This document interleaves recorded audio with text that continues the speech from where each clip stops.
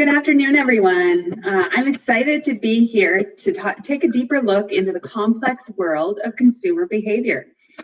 As we've all experienced over the last number of years, and more specifically this year, the way that people shop, eat, and access services is evolving drastically. I'm Lynn Little. I'm a partner at BDO and our national franchise industry leader. As a franchise industry leader, I have a real focus on a variety of retail and consumer businesses, focused on those that are specifically engaged in franchising, including restaurants, service-based businesses, and retail. So I have the pleasure of moderating this session where I'm joined by two leaders of the retail and restaurant industry. First, we have Chris Elliott. He's the Chief Economist at Restaurants Canada. Working with Restaurants Canada for 20 years, Chris's current role is to manage and produce a comprehensive research program that has made Restaurant Canada a leading source of information, Chris, for and about Canada's $93 billion food service industry. Chris produces a number of member reports that analyze key industry trends and economic forecasts. He also provides research to support Restaurant Canada's lobbying efforts on issues that affect food service operators, from payroll taxes to food costs. Along with Chris, we're pleased to have Michael LeBlanc on our panel, a Canadian retail pioneer with over 20 years of executive frontline retail experience in brand development, marketing, promotions, CRM, and e-commerce. Michael offers a unique perspective as the voice of retail in Canada, leveraging knowledge and experience to provide strategic advisory services and tactical consulting to local, national, and international retailers.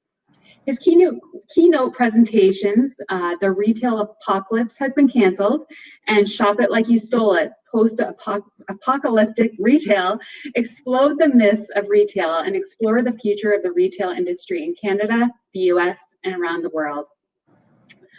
So at BDO, we've made the commitment to help our clients throughout their life cycle by offering a variety of specialized services. Whether you're starting a business, looking to grow cross-border or through an acquisition, looking for ways to adapt, evolve, and enhance your performance to become a market leader, we can help. We can also protect and secure your business from external or internal threats and help you to comply with increasing regulations. Lastly, we can better position you when you're ready to sell. In today's session, we'll address some of those challenges. So today, we want to examine consumer trends and how they are changing, including the impact of COVID and the related regulations on the consumer experience in both the urban and suburban businesses. So now, before we get into what we are looking at from a retail and restaurant perspective, in light of COVID, let's take a step back and look at the landscape pre-COVID.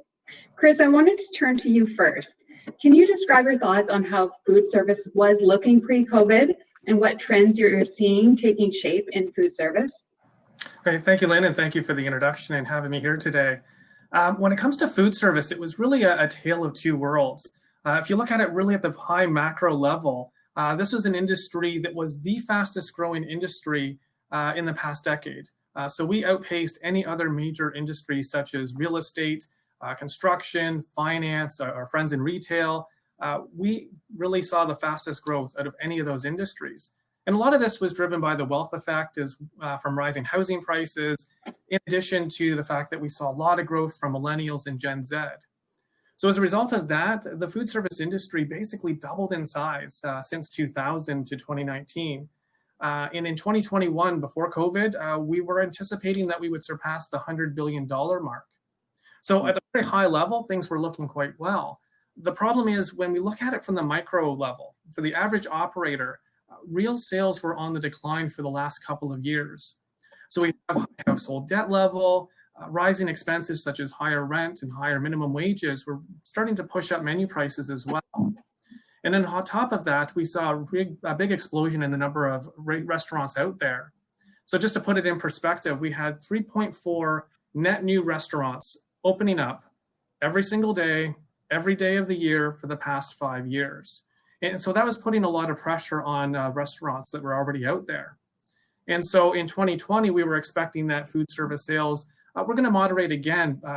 But of course, then COVID happened. And instead of seeing a bit of a moderation in spending, such as 4% growth, we saw 75% decline in full service restaurant sales in April and a 90% decline in bar sales in April. And for a lot of them, they're not going to see a recovery anytime soon because of that. And Michael, from a broader retail perspective, what were the trends that we were seeing in the retail industry post COVID pre-COVID taking hold? Yeah, it's a great question, because really to understand what's happening now and what's going to happen post the COVID era, however that lasts for us, it's great to understand what was happening before. So anybody remember the halcyon days of the retail apocalypse? That's all we had to worry about. I mean, we kind of had it all figured out. Listen, the reality is the retail apocalypse is more of a myth, more of a media narrative. But what was happening was a tremendous transformation in retail, where there were many forces coming together, technological forces, cultural forces, and otherwise. To sum it up, I always, kind of retail on a page. Think of a matrix with two axes, and what we're seeing is the bifurcation of retail. So on one axis, you've got experience versus efficiency, and on the other axis, you've got value versus luxury. Those retailers that were picking a spot on any of those 4 points were more successful than retailers who were trying to occupy the middle. The middle was really the danger zone. As my partner and collaborator in the Remarkable Retail podcast, Steve Dennis says, retail isn't dead, but boring retail is. It's never been a more important time, pre-COVID even, to be remarkable, because there's a mass amount of choice, not unlike restaurants. There's competition opening up every day. Consumers have a massive amount of choice. Canada actually is one of the top destinations internationally for new brands opening up. Something like 50 to 60 new retail brands opened up in Canada over the past 24 months. Now, some 1 or 2 stores, others larger, right? You go all the way back to like your Nordstrom's, for example, 5, 6 stores. So Canada was attracting a lot of retail, a lot of competition. You needed to be, in whatever way you wanted to occupy that matrix, you needed to be remarkable. And then COVID hit. And then we could talk about the great acceleration that has happened. And it's another further bifurcation. So the great acceleration is often referred to trends that existed pre-COVID. The most important one of those is e-commerce. So e-commerce was already growing about 16% year over year. And put that in context, retail was growing about 1 to 2% year over year in 2019. So a tremendous shift of channel, right? So the overall retail landscape wasn't growing, but there was more done online. Now, latest numbers coming out of Stats Canada last week, 74% year over year growth in e-commerce. So it's been a tremendous acceleration, and some sectors more so than others. Grocery has seen probably the biggest acceleration, one of the biggest accelerations in online commerce, and it has seen the biggest growth in retail overall this year, unfortunately, at the expense of our friends in food service and restaurants, as Canadians look to buy and consume and transfer that purchasing into grocery stores. So, it is a story in retail where retail is actually up. August numbers again, retail up year over year 7%, but it's very spiky. It's not unlike what Chris is talking about. You have retailers that are having very strong years based on how we're all changing our lives and how we're adapting our lives. And then you have retailers in other sectors that are really, really struggling. And we'll talk about that more today. But it's overall retail is up, but it's very uneven. It's a very unusual year. You rarely see statistics so polarized. And we'll talk more about that later. Mm-hmm. And so, Michael, you talked a little bit about the shift and what we're seeing now as the trends since COVID started. Chris, is it obviously there's some trends that you touched on with regards to food service.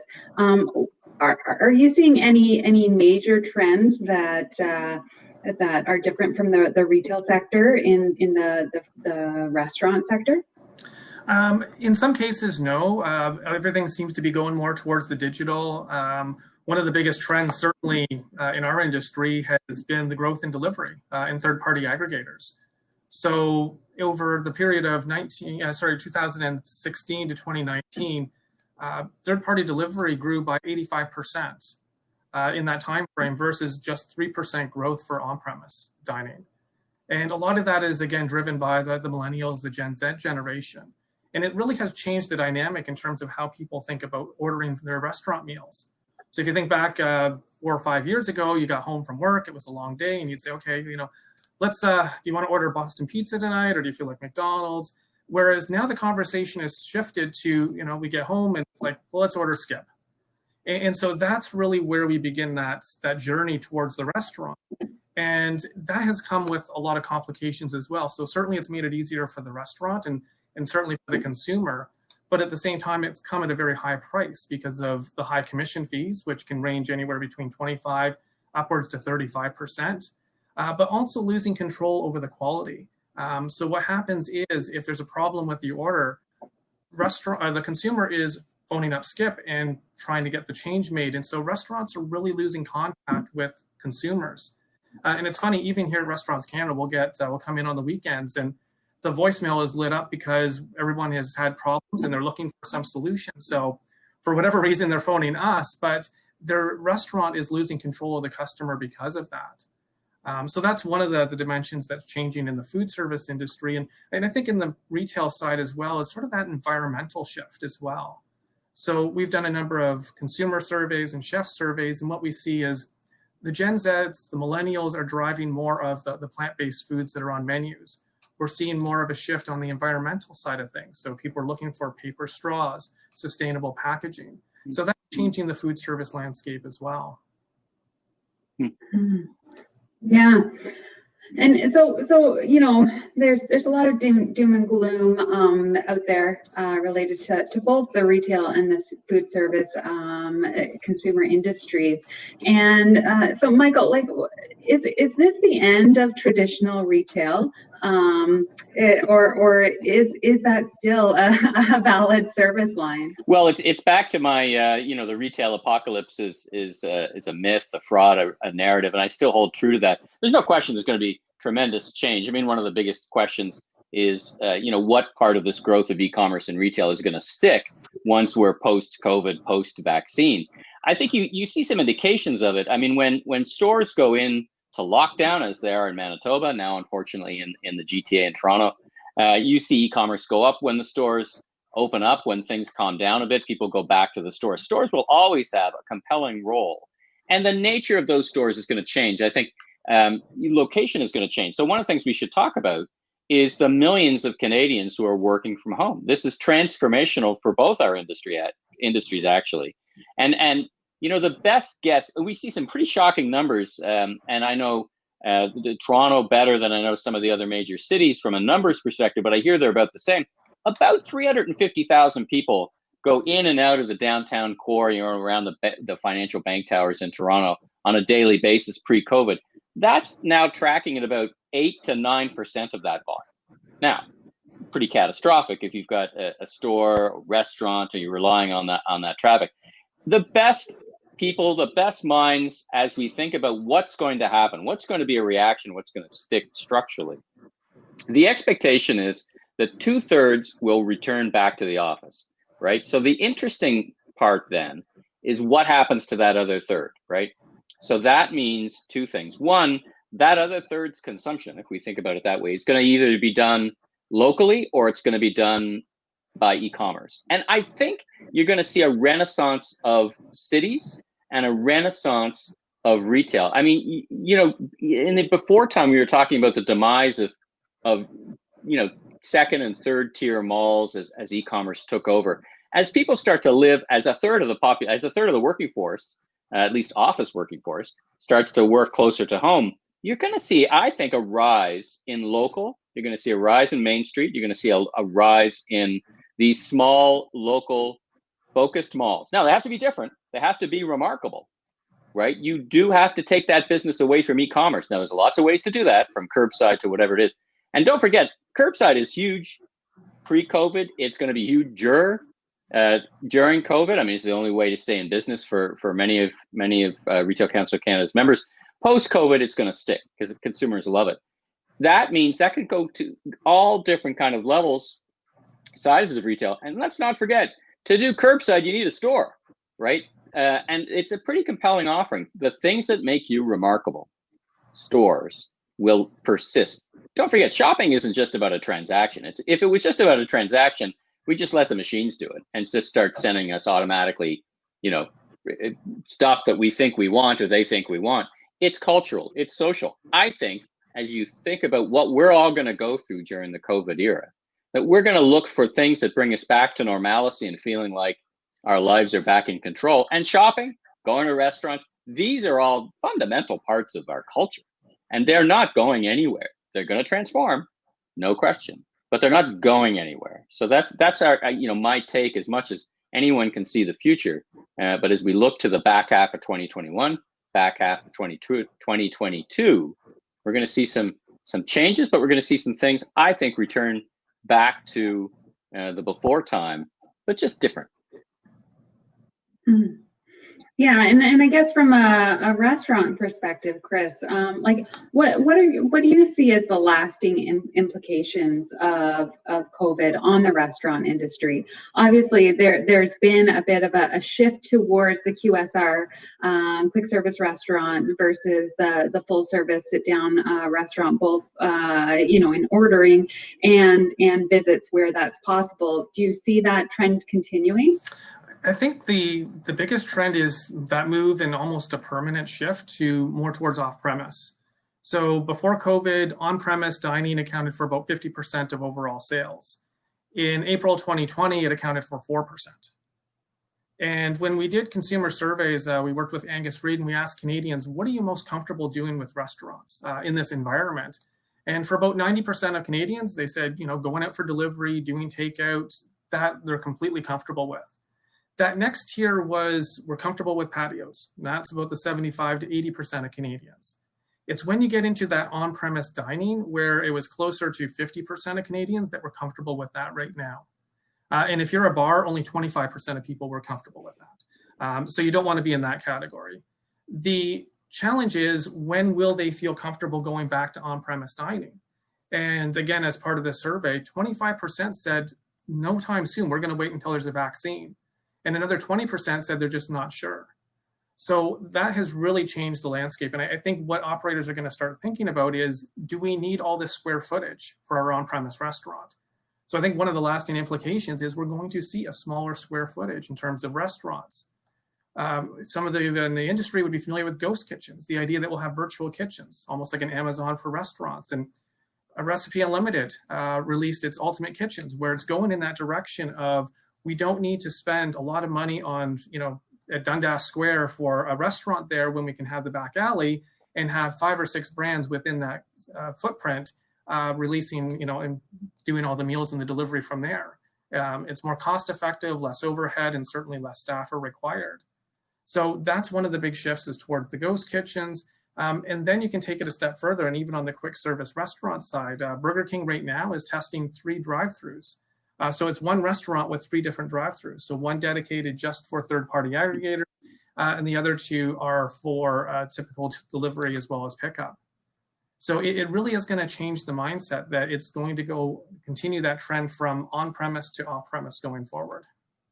And if I could pick up on the thread of what Chris was saying, I mean, it's very analogous to retail, right? You may need less square footage. Retail may have different functions. So, for example, I was talking to a brand, the folks at Moose Knuckles, and they were talking about opening up 6 or 7 pop-up stores. So not full-on brand experience stores, they have those as well, but just a different format of stores that create a location. We've seen other retailers who have drop-off centers because they have fewer stores, fewer large stores, full experience stores, but then they have smaller stores for returns and reconfiguration. So very similarly, and retailers are now thinking about those kind of accommodations that they're making for the COVID era, and with an eye to how these innovations are going to be a permanent part of what retail footprints look like in the future. So I'll give you an example: curbside. To do curbside well, I mean, curbside in the before time for some retailers was 4, 5, 10 orders a day, more of a nuisance, really, because you've got to pull somebody off the stores doing something else. When it's 4, 5, 600 orders a day, then it becomes very efficient. You hit you know, you've got a dedicated team, they get very good at it, but you've got to reconfigure how you do things. So for example, I was at a local hardware store, and they've blocked off the center of the store so no traffic can go back and forth to keep the associates safe, right? Because people are coming and going in the parking lot. So they're actually reconfiguring from the store out and thinking about the customer journey. And this idea of curbside, pandemic, no pandemic, whatever is popular. How do we reconfigure the store? How do we invest capital such that we make it a great experience, both for the associates, very important, and also for the customers? So these trends are very analogous. Sizing, location, they're all going to change. They were already changing anyway. And this is where this kind of idea of the great acceleration comes in, that we probably moved, you know, in Canada, I think we probably moved 5 years ahead in terms of e-commerce. I mean, Canada Post talks about 9 years ahead in terms of volume. This is where we get into these Shipageddon discussions, where there's just really not enough volume or capacity in the business to move packages at that level. And there won't be in 2021 either, because these things don't happen overnight. You just don't build a warehouse to handle that kind of volume overnight. So this is why these things, curbside, pick up in store at all levels of retail, is vital, great for customers, and a safety valve for same day to compete with other retailers who may be offering same day or next day delivery. It allows retailers of all size to offer that from their assortment right in their store. Best of both worlds. Mm-hmm. It'd be interesting to see if we get a delivery model, or sorry, a drive-through model for retail sector. It's back to the future. So if you think about Sears, right? Let's think about Sears in 20 years ago, when they were the kings of catalog, right? They had a $1.8 billion catalog business. My local Sears here in Mississauga, they had a drive-through at Square One. I mean, it's back to the future. It's almost like we should be showing a picture of the milk delivery from the 30s, right? I mean, what's old is new again. But it's a great example. Retailers are now thinking, okay, where do I put my capital? Well, I need, on-prem or off-prem in terms of where the site is hosted. I need to think about that. Technology, of course, other technologies, of course. But now, how do I think about store design in an era? Well, I was already thinking about it, but I didn't think it was going to happen for 5 years. Well, guess what? It's happening in 2021. So how do I reconfigure? Maybe I open less stores and put that money into reconfiguring stores. And it's something that Chris said, right? I mean, listen, you're in a restaurant and there's nonstop somebody coming and going from the skip or whoever. It's not a great, it's tough on the operator, I think, just as it is tough on retailers. Have that as a dedicated lane or dedicated place. And now, you've got the volume to make that make sense and reconfigure. We might even be reconfiguring our homes, for goodness sakes. I mean, many Canadians and new builds are actually incorporating a vestibule where you can do safe drop-off packages. Because, porch piracy is a thing, right? It's a big thing. And it's going to get bigger, not smaller. It's not a major impediment, but it is a consideration. Not everyone can safely receive a package. So, boy, this transformation, this reconfiguration, I'm glad we have 3 or 4 hours to talk about it today, because there's a lot more to say. So turning to I guess what we have at hand and into the future. Obviously, the holiday season is coming upon us. You can see that in any store that you enter, if you have that luxury.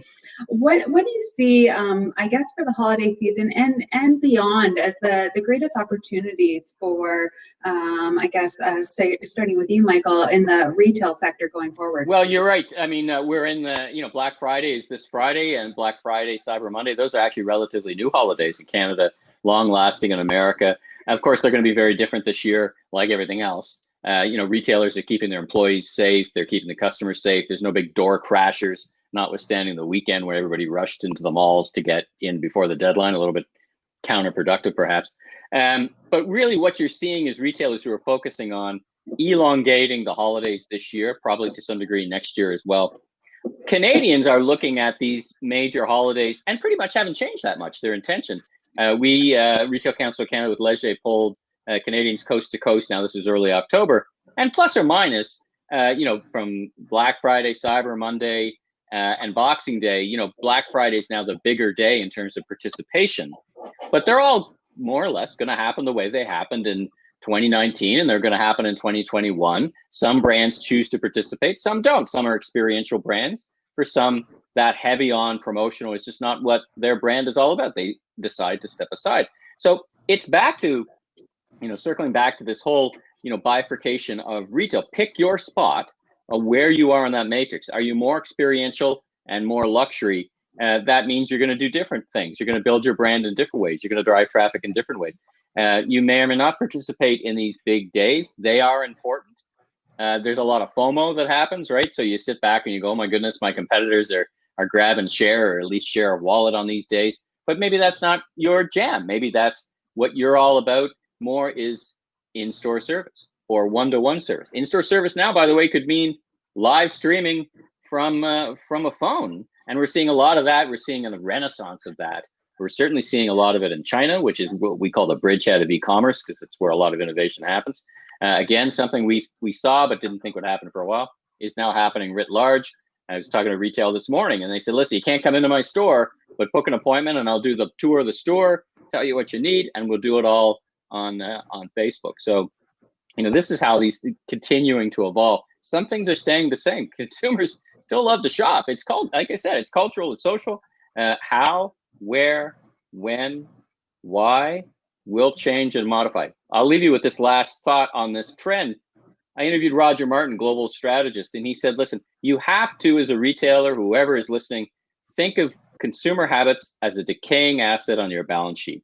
What consumers did before, the before time, is decaying in terms of behavior. That's both an opportunity and a risk, because a lot of what we did was really kind of rote and habit. We've never had a circuit breaker of consumer behavior like this since probably the Second World War. So keep an eye on that, both as an opportunity and as a risk. Mm-hmm. Yeah. Chris, I'm going to turn kind of the same question to you in light of the holiday season approaching, and that normally being a very big time, obviously, for the restaurant industry. How do you see that playing out? And we'll start with that, and then we can go beyond. What are the opportunities going forward? Sure. I mean, it's much like retail. And probably more so in restaurants. It has been such a struggle, especially with so many restaurants being told, you're basically being shut down right now. And again, so there's that effect. Plus, there's the fact that with fewer people downtown, we're not having the business parties, the Christmas parties that we used to. So that's another nail in the coffin for a lot of operators. The biggest challenge, apart from all that, and just at a very high level, is with everything moving more towards that off-premise side. We're having these closed downs. You can come in, but you only for takeout. A lot of restaurants are losing that connection with the customer. And so the idea is, how do you rebuild that chemistry, that connection from what you had in store, where you used to have a smile and deliver with a smile, but now that's behind a mask. So how do you move that experience that you would normally have at a restaurant and move it to an online platform? And so what we're seeing is more and more restaurants embracing things like Instagram to share, this is what we're cooking, sharing different recipes. They're selling meal kits, which they didn't do before, groceries, which they didn't do before. And the chefs will then go on Instagram and demonstrate, okay, this is how you cook this, and this is how you prepare this. For a lot of operators, and there was one here in Toronto, Donna Dewar from Mildred's Temple Kitchen. She went on Instagram and showed, this is how we keep the restaurant safe. So this is how everybody wear gloves and masks in the restaurant and behind the scenes. So it's really showing that transparency, which we never saw before in the restaurant industry. So that's part of that change that's happening, where we're being more transparent. We're making health and safety certainly much more visible and a priority, but we're also moving into a different direction. And again, just agreeing with what Michael said, it's almost like it's no longer 2020 anymore. Everything is accelerated to the point where restaurants have to have the mindset that this is now 2025, that a lot of the things that were going to come in 2025 are here either today or they're coming tomorrow. So that's the mentality that's got to change from the restaurant side, and certainly using social media, Instagram, TikTok, or different ways that restaurants are exploring to try and reach out to new guests and to maintain that brand loyalty going forward. And a pro tip for everyone listening, Donna Dewar's buttermilk blueberry pancakes are the best ever. So whether you're consuming on-prem for breakfast once you're able, or making them at home, you got to try. I'm gonna jump over to. There's been some really great questions coming in, and I wanted to touch on some of them. And they do include some of the items that when we were discussing before the session, issues that will be becoming more important as we get out of COVID. So one of them is how can the resurgence of these businesses, restaurants and retailers incorporate more sustainable practices. Obviously, there's the push to get rid of the plastics in the consumer products, the single-use plastics, or the local supply chains. How do we see trends changing with regards to sustainability? Chris, I'll turn to you first on this one, because I think a lot of it's restaurant For sure, and it's something that we're working on the government and GR side of things for the last year, and it has really not gone away. So even though COVID is obviously front and center, the second biggest issue impacting restaurants right now is that move towards sustainability, and certainly the government is accelerating that push, because I think it's the end of 2021 that they want to see the end of some of the plastics and products. The challenge from the operator side is, what do we replace that with to at least maintain the quality? And so I know that we're trying to find the alternatives that are also cost effective, but also maintain the quality of the product. There's been complaints, well, paper straws are nice, but if that straw is in the liquid for too long, it just becomes basically like a wet noodle. So, but the products that are coming out that are as cheap as plastic or the same price, and better. I think it was using sugarcane waste is one of them that's come out that is very promising for the industry. So these are alternatives, and the industry is going to shift. Consumers are expecting that, especially the Gen Z, the millennials. So we are seeing more of a move towards that. And I think that'll be probably one of the big trends going forward in the next couple of years. Is the industry is changing on the, how we interact with consumers. It's changing menus, but it's also shifting in terms of the environmental responsibility too.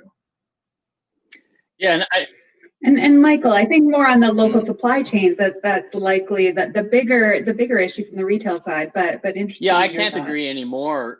Possibly with Chris. I think sustainability for our members, and think about our grocery members just to begin with.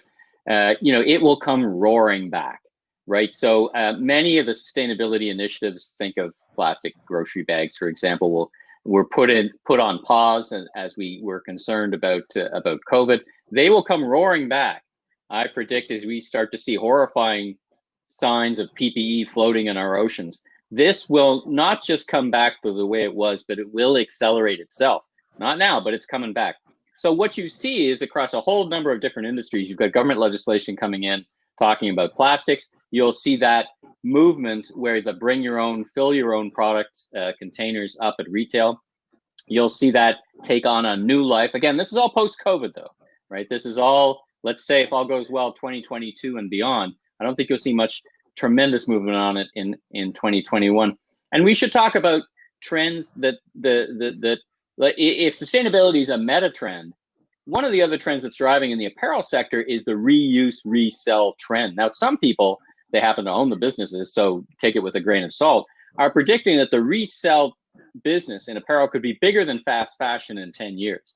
And there's some currency to that. And that works at all levels, actually. I was speaking with the president of Saks Off Fifth, which is kind of a close cousin, that discount retailer. And they're experimenting with a resale at the luxury end. So they bring in a third-party partner to validate that that's actually a Gucci bag, that is actually what you're buying. And that business is growing very quickly, and it is nested in a meta trend of sustainability. There's also fun about vintage and all that stuff. So it's not singularly about sustainability, but look for sustainability in all ways, shapes, and forms to come roaring back and be part of that. As you said, the global supply chain, very interesting discussions happening now, but the global supply chain for 2021, of course, with 16 billion doses of a vaccine that need to move around the world. So again, basically, let me put it to you this way. I interviewed a great author, Rashad Tabakawala, on a great book, Restoring the Soul of Business. And he said, for the first 6 months of 2021, if you're a golfer out there, consider it a mulligan. Innovate, do what you can, lots of permission. But get ready, because the back half of 2021 and 2022, you will see an acceleration. Now, we can't always predict which way we're going to accelerate. Hopefully, we won't be accelerating into a brick wall for some of these things. But there's no question it will be a different environment. But sustainability will be one of the top trends that will come roaring back. Mm-hmm. So another question here on, I think this is for you, Michael. How should the average local or Main Street retailer approach the concept of becoming remarkable? Do you see a shift from independent owner-operator shops on Main Street to larger scale brands or retailers that would be focusing on the local communities? Well, let me answer the question in the reverse. I do think many big retailers are wondering what their store strategies are going to be in 2022 and beyond, as we all look at this massive amount of work from home movement. So, everyone's looking at the same thing. So I think there's going to be certainly some competition. If you're going to be remarkable, it is all about picking a spot and executing against it. Nothing new there. But what does that mean? That means your game around e-commerce needs to grow. Now, in the before time, many local retailers said, listen, I'm about physically existing, and that's where I win. So in other words, I can't compete against a behemoth who is very efficient. You can't out Amazon. Let's be straight about that. There's no way you can do it. At many businesses can't out Amazon them. But you need an Amazon strategy. That could be co-opetition. You could be selling your goods through them. They offer a wide spectrum of opportunity. To be remarkable, it all comes down to the basics of retail. In my context, in the context of retail, great product, great assortment, great customer service. In the new world, that probably means you need a community. You need to foster a community online. You need to get your e-commerce game up and going. And I think particularly for small retailers, curbside is vital because it allows you to offer your customers same day, right? And that will be the race that will resume, is I can get something to you same day. I interviewed Altitude Sports from Montreal. They're doing same day delivery in Montreal and Toronto now. Same day delivery for almost no fee. That is coming. But you, in where you live, where you work, supporting your community, doing all the great things that Main Street retailers do, can compete. The platforms are there for you. Stores, I'm going to get back to your question about, well, how important are stores? We're going to find they're pretty important, because I can tell you that many of the platforms have done very well. The social media platforms have done very well during the COVID era. It is not going to be less expensive to acquire customers using those platforms. There's a lot of competition out there.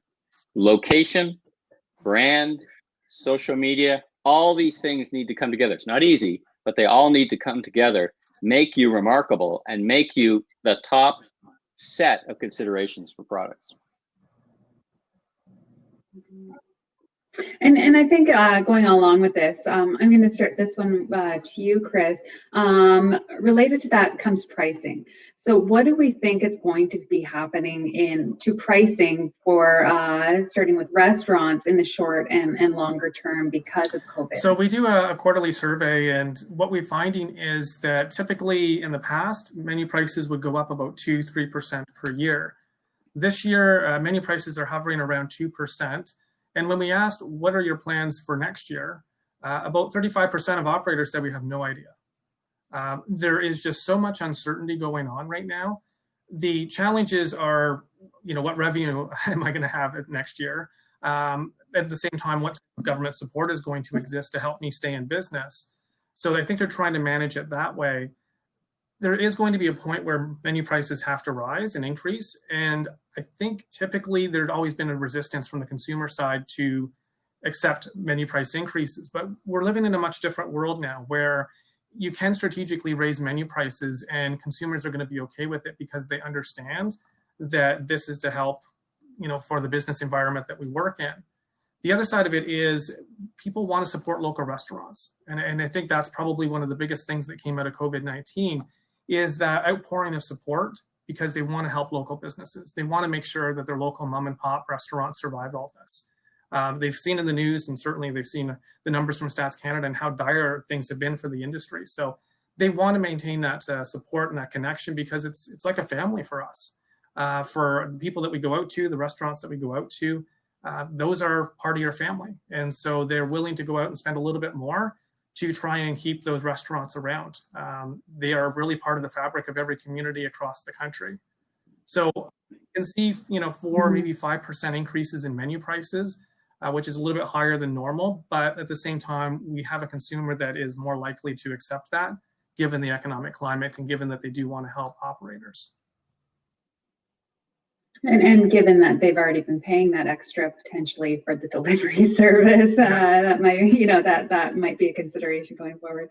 Michael, on to the retail side, what do you think will happen price-wise? Well, it's literally $1 billion question. I can tell you that what's going to happen is going to be very, think of a barbell, because you're going to have some retailers in some commodities that are just, that are going to have to keep their prices super sharp to attract and rebuild their business, and others that their challenge, I often say that COVID hit retail like either a sledgehammer or a shockwave, the shockwave of demand or the sledgehammer of closures, the hammer and the dance of being closed. So it's hard to say at an industry level. I know in the grocery sector, my partner, Sylvain Charlebois, we have a podcast, The Food Professor. He releases his report on December 8th, which is his food price report for 2021. And, we'll have a very good point when that is released again on December 8th, because he's been, they work with Guelph and a lot of AI, and they do some predictive models around the cost of food. Other items, the cost to retailers are going up, not down, in terms of being compliant and running their stores. But it's very bifurcated, right? It's very uneven, depending on the kind of commodity that you sell. You're either scrambling to get inventory or you're scrambling to build momentum. As people start to go back to work, we expect more apparel sales will start to go back up again. But right now, there's not a lot of parties to go to. There's not a lot of workplaces to go to. So apparel sales are depressed. And the one thing we haven't talked about today is the vital role of tourism to both our industries. Tourism, as we know, basically fell off a cliff. Both internal tourism and of course, foreign tourism into Canada fell off a cliff in 2020. StatsCan data tells us that Canadian tourism inter-country didn't make up. It fell off as well. I expect tourism to come back in 2021 inter-country. That's what's happening in China today. Speaking actually Monday to some colleagues in China, they were saying there's a lot of tourism happening within the country, and that's where it's going to start. It could take, Manhattan, New York City said that their estimate was it was going to take till 2025 until New York City, Manhattan got back to 2019 levels. We know from SARS, Chris, you lived through it, as so did I. This doesn't snap back instantaneously. It'll be a slow build. And that's a very big determinant on volume, on sales. Because right now we're basically selling to our own population. We're missing, in 2018, almost 800,000 Chinese tourists visited our country. They spend roughly $3,000 per person and they stay about 28 days. That would be close to zero in 2020. There's a massive amount of spending. And that's just one group of people. Think about our friends, the Americans, who, our borders are closed. These things need to start opening up in some way, shape, or form. It's a long answer to your pricing question, but of course, pricing is a very complex, moving target. So we'll see. The short answer is we'll see. I hate giving those kind of answers in these kind of forums, but sometimes, typically we'd have a better answer than that, but we'll see. And I guess just quickly, any last thoughts from each of you before we close down the session? Chris, I'll let you go first. Any last thoughts for any restaurant owners listening in? Yeah, I think you have to really focus on two things, and it's simplify and diversify. Simplify the menu. You don't need 100 menu items, and the idea is not to try and appeal to the widest audience anymore. It's just try and slim things down, be more economic in terms of how you run your business, but at the same time, diversify in how you're doing your business. And we're seeing restaurants move more towards the retail side of things with offering groceries and meal kits. They're expanding into delivery when they never used to, offering alcohol. So there's a lot of movement and a lot of change in the industry, and we just have to keep looking forward. Yeah. Michael, any last tidbits? Yeah, very short. First of all, for the retailers out there, we're thinking of you. You're in our thoughts, mine and Retail Council of Canada. Be sure to go to retailcouncilofcanada.org, as well as the great resources from BDO because we've got day-to-day updates. It's a fast-moving situation for all of our industries. So be sure and use those resources when you can. And listen, reach out, connect with me on LinkedIn, listen to the podcast, because I'm interviewing some of the smartest people I can find in the world as we all try and figure out this together. Yeah. Well, thank you to both of you, Michael and Chris, for some really fantastic insights into what's happening in the retail and the restaurant industry. So I want to remind everyone to have a look at the diagnostic tool that would have been posted in the chat. I want to invite you to watch the next presentation that you'll see via the main stage. So thank you all for joining us. Bye, everyone. Bye-bye. Shop early.